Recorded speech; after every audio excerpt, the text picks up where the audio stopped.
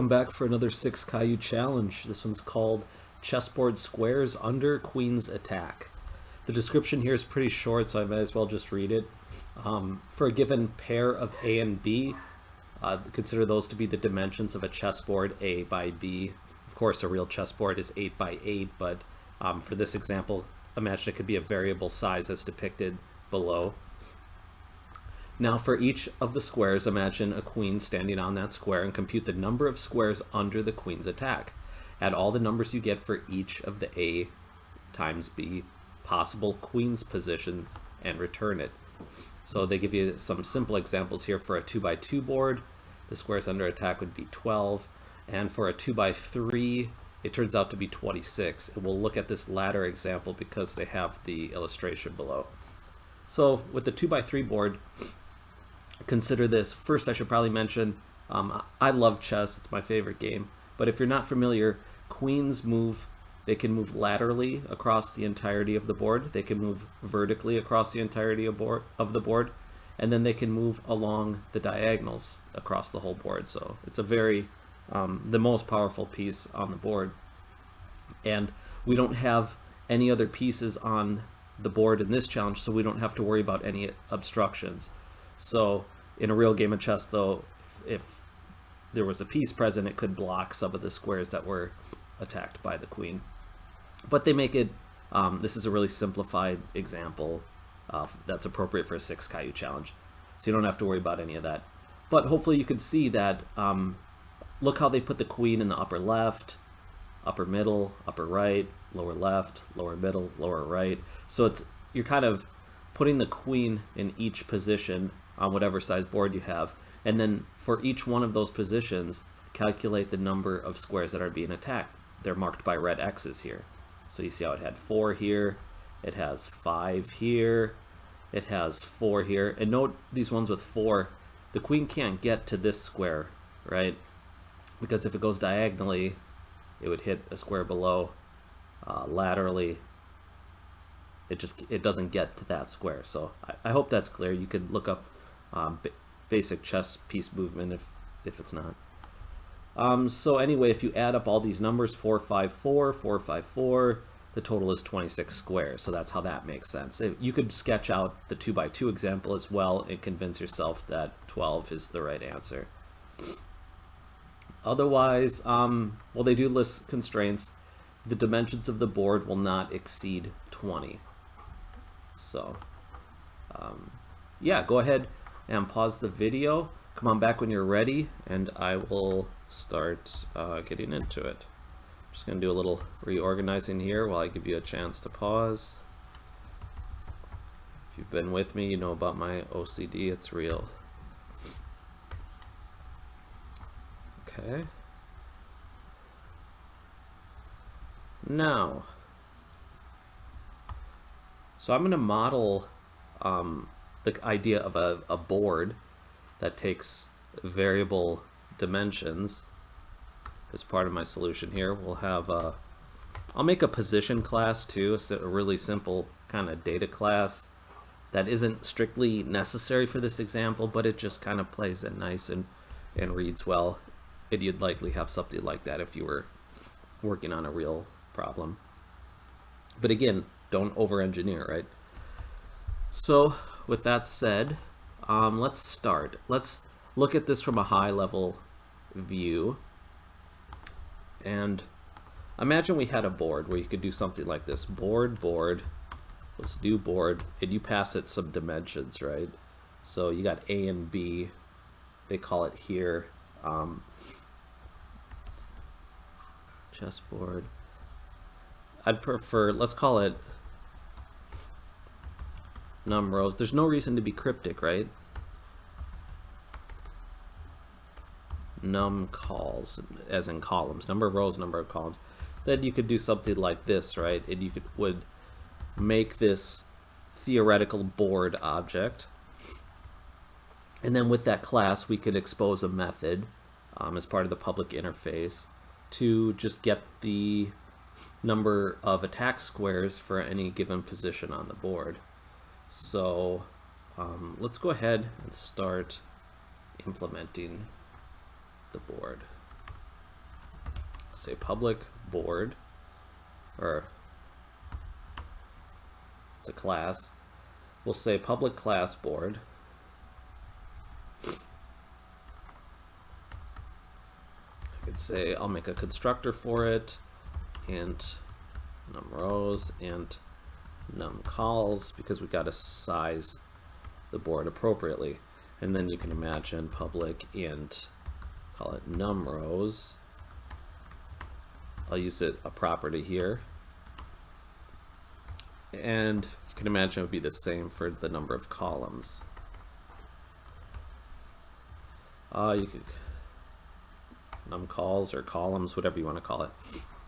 Notice I made the getter publicly accessible, but the setter I made private, right? We only want the board itself to be able to modify those values. Someone outside the board class shouldn't be able to just say, hey, you're not a 2x3 board, now you're a 4x7 board, right? That would just mess everything up. So you don't want to give people the ability to control that. Okay, good. So we've got this concept of a board. It has dimensions, and we know the idea is going to be then is that, here, let's take this a step further. Once we have this, we could say int num attacked.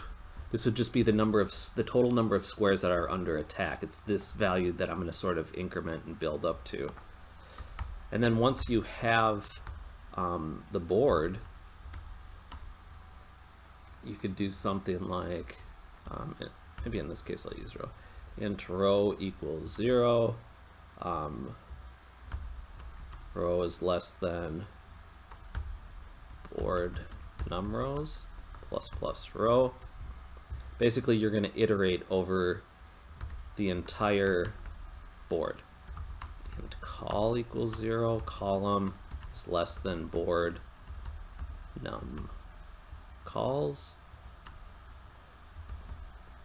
Right, in this nested for loop, you can see we are, you can imagine, you're going to start at row 0, you're going to hit every column, you're going to bump the row up 1, you're going to hit every column again. So hopefully you can see that this iterates over every square is going to be touched by this nested for loop. So then when you have something like that, you could say, I told you I had this concept of a position we'll make. It's going to be just something that holds a row value and a column value that marks a specific square on the board. So you could imagine you could do something like this, sort of set the queen position, start in the upper left, proceed across the board, and then when you do that, we're going to say num attacked plus equals the board. And then imagine we had some method, get num attack squares, or whatever you want to name it, something meaningful, for that given queen position, right?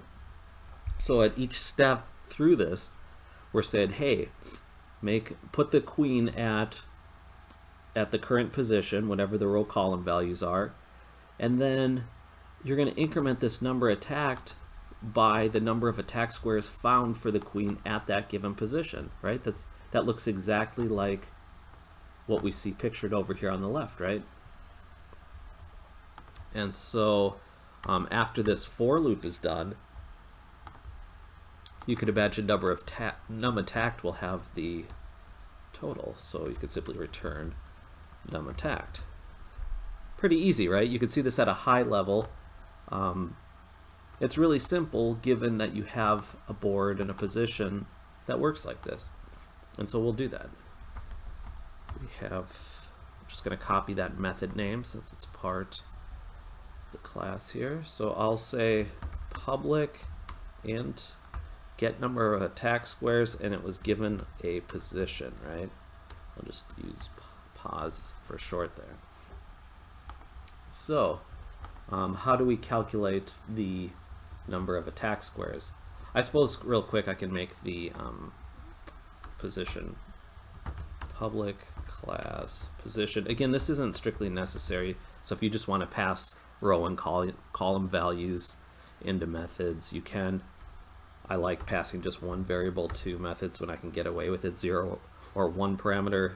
Basically, the fewer parameters you could include in a method, I think is preferable. They can get confusing if you see methods with 5+ parameters. So actually I'll just make it a struct. It's just going to hold a couple pieces of data, a row and a column. We could say public position, make the constructor, right? And I'll take an int row, int column, and you can imagine we'll have fields to store those values. I'll just make them simple, publicly available int row, public int call for column. And then you can imagine in here you could say row equals row, col equals column. And so yeah, nice and simple, right? I just like that. I think it looks better than passing around the row and column. It's a little more explicit, a little more clear in its meaning. So now this should jive, right? We just have a position there, so we can implement get number of attack squares. And then, that sort of solves the problem at that point. So the way I want to break this up is I'm going to get that number, I'm going to calculate the number of attack squares horizontally, the number vertically, and then the number going up and left, up and right, then down and left, and then down and right. So the horizontal and vertical cases are pretty trivial. So let's do those first. I could say, let's see, get number of attack squares. Let's go private. All this other stuff's going to be private, right? It's just, my scratch pad.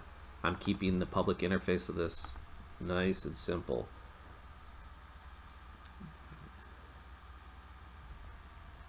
Let's call it get num row call, row and column attack squares.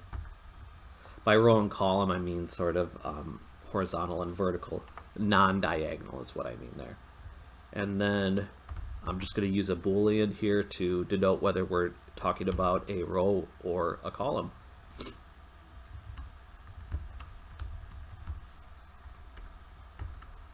And so for these, you can imagine it turns out to be really easy, right? You just basically take the span of the board minus the square 1 that the queen is on, right? You don't, by definition, you don't consider the square that the queen occupies to be attacked. It's occupied by the queen. It's not attacked by the queen. So you could just take the number of rows and minus 1, right? And similarly for columns, you just take the number of columns minus 1. So return, if it's a row, return num rows minus 1, else return num calls minus 1, right? See this example? There are 3 columns. The queen occupies 1 square, so it's every other square is attacked by the queen. Again, there's no other pieces on the board to obstruct, so that's why this is so such a trivial case right here. Good. Now we have the matter of doing the diagonals, which isn't very involved. Get number of row attack squares. So we'll do, how about this, int num horizontal equals true, meaning it's a row. We'll do the same thing for vertical, num vert, I'll just say false. If the boards were the same dimension, you could just do this once and multiply it by 2, but we have a weird case where it doesn't have to be a square board. And then we'll have a number of diagonal squares that we'll have to. Let's go handle that. So I'll just make another private method here, private int get num diagonal attack squares. We had row column. Now we're going to do the number of diagonal attack squares.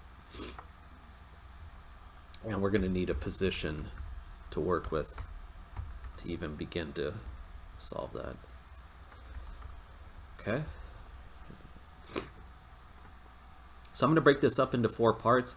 I'm just going to say get the number up and left, get the number up and right, that sort of thing. So I can say int get num, let's call it up left. Feel free to name these whatever you like. And they should all take a position. I'm just going to copy this.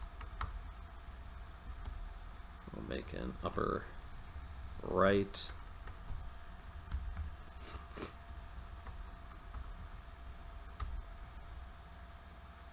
We'll make a lower left.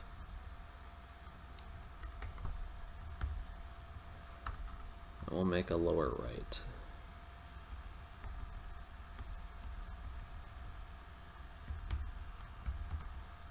Okay. And then once we have all these done, I could say return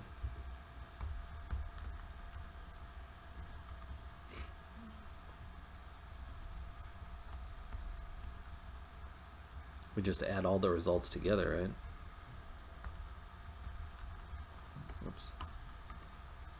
We got lower left.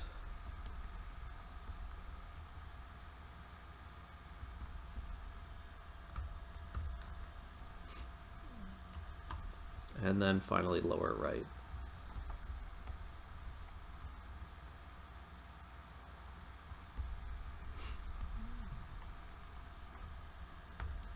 Trying to keep this all on one, visible on the screen horizontally for you. I suppose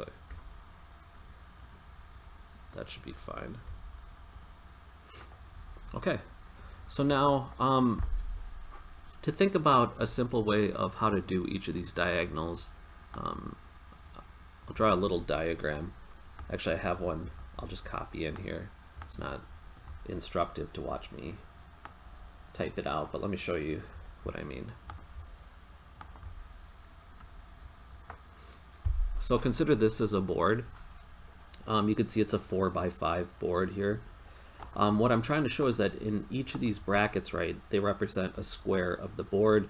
The X would be a square that's attacked. I put a Q here for the queen, and then the X show the diagonal attacks. Now if we were talking about vertical and horizontal, right, we'd have like this.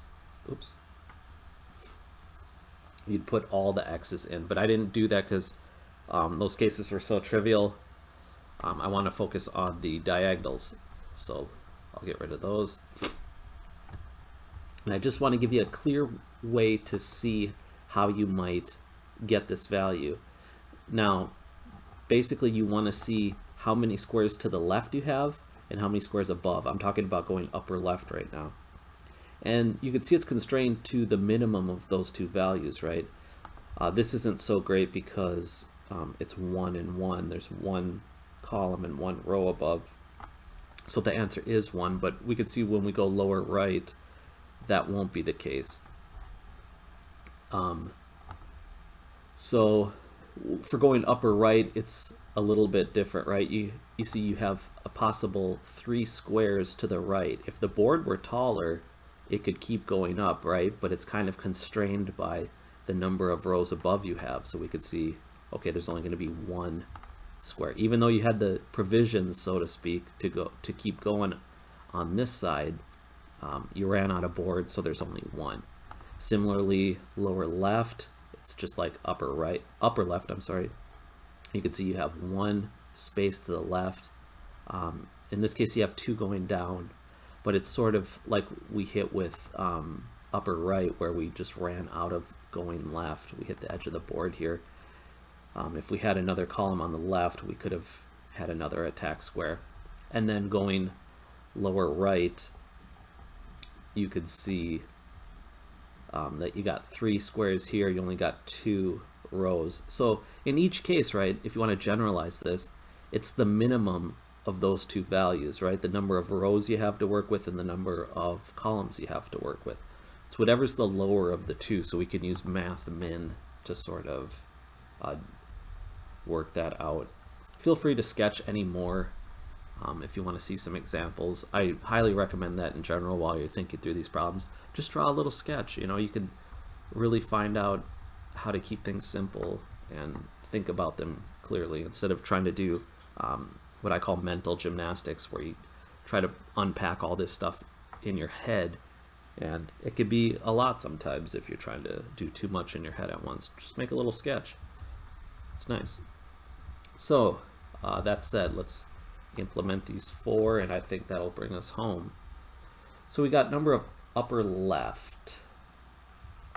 That would be return math min. Min just takes 2 values and gives you the lower of the 2. And so we could say, like I said above, just the minimum of the column and the row. And then these other ones are going to be variations on this. So upper right will be the num columns minus 1 minus the column. That'll give you how many columns are to the right.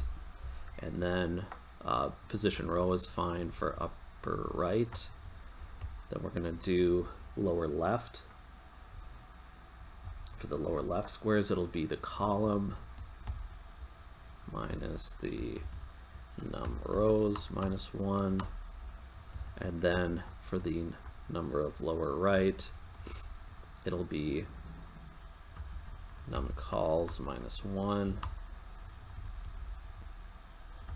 num rows minus 1 minus the current row.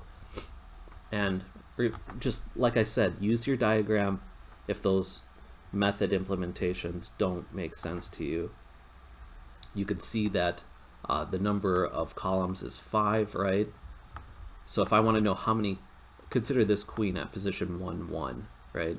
If I want to know how many columns are to the left, you can clearly see there, or I'm sorry, to the right, you can see that there are 3 of them, right? But to get that value in general, I say take the number of columns, which is 5, right? I minus the position the queen is at, which is 1. That gives me 4. And then I have to subtract 1. We have this 0-based indexing, so I have that extra minus 1. So you can see that 5 minus 1 is 3, right? And so you can use this diagram that I have here to make clear why these other methods are the way they are, if that's still not clear to you. Otherwise, you know, you always can hit me up in the questions. I'll explain more. But I think that'll take care of it. So we have these 4 different diagonals. Now we can sort of add them up to get the total diagonal component. So where was that method? Get number of diagonal attack squares. So we did the horizontal and vertical. Let's make sure we add the number of diagonal. What do we have? Yep, position. And then we could simply return num horiz plus num vertical plus num diagonal, right? And that gives us all the attack squares. So I'll expand this quick just so we can see it. Make sure we got everything right here. We have this concept of a board. We size it appropriately for the dimensions. We set up a counter for the number of attack squares, and then we basically go over every board square, find the number of queen attack squares at that position, and keep accumulating it in this number of attacked variable, and then finally return that, because that's ultimately what we're after. We break the problem down by, we got this really simple public interface, right? Just this part here. Basically one method will give us the answer we want, and to actually implement it, we break it down into a horizontal squares, vertical squares, diagonal squares. We further break diagonal squares down into upper left, upper right, lower left, lower right. We had this common case for rows and columns. We just need to know which one we're dealing with because they could have different sizes. And then position class, not entirely necessary, right? Instead of position, you could have just passed int row, int column. I think this is a little more clear about its intentions. So yeah, let's go hit some tests. Okay, 34 we've got. On the board, what did I do? 34, closing curly brace. Oh, I see what I did. There's an extra curly brace here. So you might have thought this was funky too. I have curly braces here, but not for this for. With the for loops, if you have just one statement, which everything I have highlighted is one statement, that will work. But if you don't like it, just put another set of curly braces in there if you like that better. Right? What you don't want to do is end up where you think everything after that I indented is part of the for loop. It's not, right? If I started going, you know, int x equals 12, and then, you know, if x is, this isn't real, but you know, you start doing a bunch of logic like this and you think it's part of the for loop, it's not, okay? So if you have to style it in a certain way so you don't do that, make sure you do that. I'm gonna end up condensing. Let's do this. You don't even need the temporary variable. If you prefer, you could do this. Right, the temporary variable is nice because it said queen position, right? So if you think the previous way was more clear, go with that. If you like this compact way, that's fine too. So let's see, I got rid of that. It should be fine. My indentation's off with the board, but I'll leave that be for a minute. So line 30, we hit another kind of thing there. Where was 30?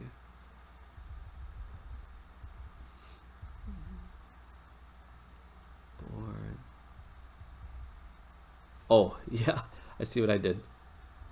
So we gotta, this was a constructor, so let's make the constructor body first here.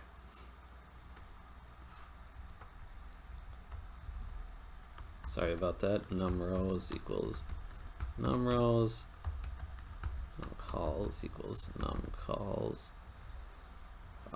There we go. We had to make these. This was meant to be the class properties and methods, right? It wasn't meant to be the definition of the constructor.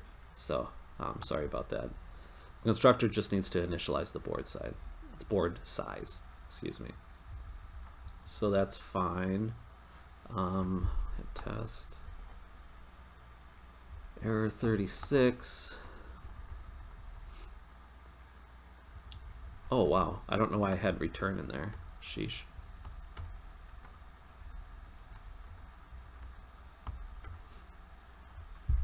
I think I was thinking of not creating temporary variables and just adding return, you know, this method plus the result of this method plus the result of this method.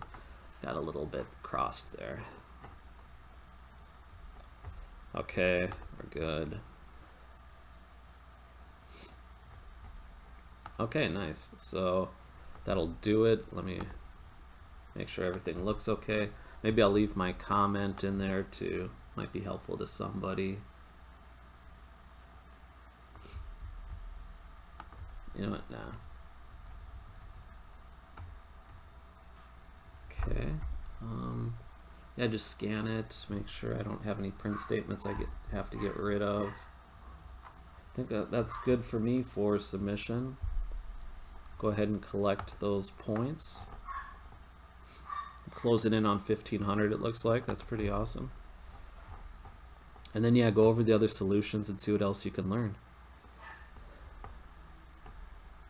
I'll do the same, but you don't have to watch me do that. That's nice and compact, right? Even if not the clearest thing. So yeah, do the same. Hit me up with questions if you have them. Otherwise, thank you for watching.